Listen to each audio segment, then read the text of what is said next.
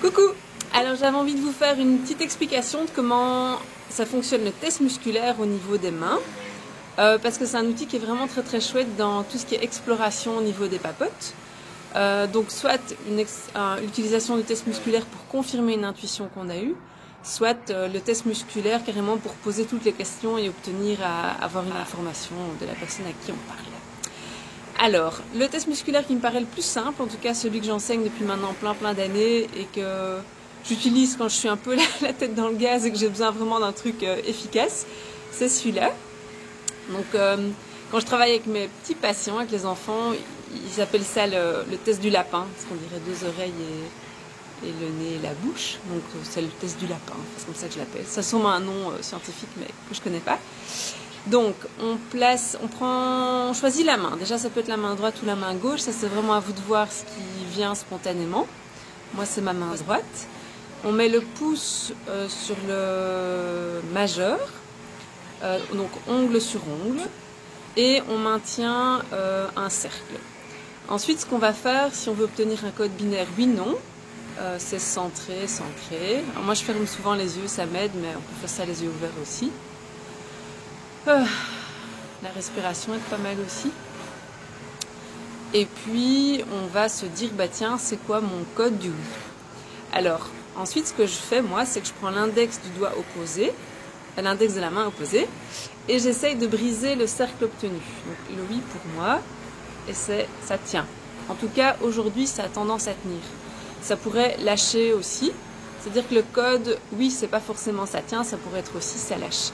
Donc ici, dans ce contexte-ci, quel est mon code? Oui, pour moi, Charlotte. Hop, il tient. Alors, par contre, si je tire comme une malade dessus, forcément, ça lâche. Hein. Donc le but, c'est de sentir si ça a tendance à tenir ou tendance à lâcher. Ça va? Donc il ne faut pas serrer super fort parce qu'alors ça ne bouge pas. Et il ne faut pas tirer très fort avec l'index, sinon ça bouge forcément. Donc c'est vraiment quelque chose d'assez fin, une sensibilité à... quelque chose de sensible à percevoir, en fait. Alors, si je demande après quel est mon code du non... ça lâche. Voilà, donc ça a tendance vraiment à lâcher. D'ailleurs, dans mon corps, je sens une sensation un petit peu de relâchement plus généralisée qui est la manifestation plus globale de ce qui se passe dans mes mains. Alors, ce que je fais, moi, après avoir testé le non, toujours, c'est repasser au oui pour être dans une dynamique de oui et porteuse plutôt qu'une dynamique du non. C'est un petit réflexe que j'ai. Donc, je teste le oui, le non, puis je reviens sur le oui.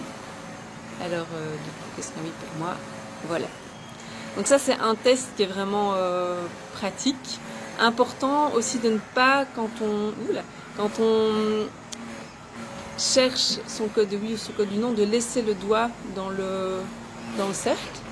Parce que c'est comme si ça ne permettait pas de revenir à une position neutre.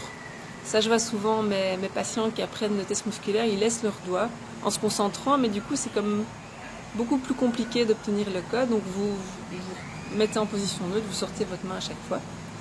Ah oui, pardon. Voilà. Voilà. Je crois que c'est le principal pour ce test-là de choses à apprendre. Voilà, je vous souhaite une bonne journée. Il y a mon petit chacha qui est là, qui miaule très fort, je vous le montre. Miaou, miaou, miaou. Salut Lotus. Hop là. Voilà, elle va bien. Elle est rentrée à la maison depuis la papote précédente, donc c'est vraiment chouette. Allez, bonne journée.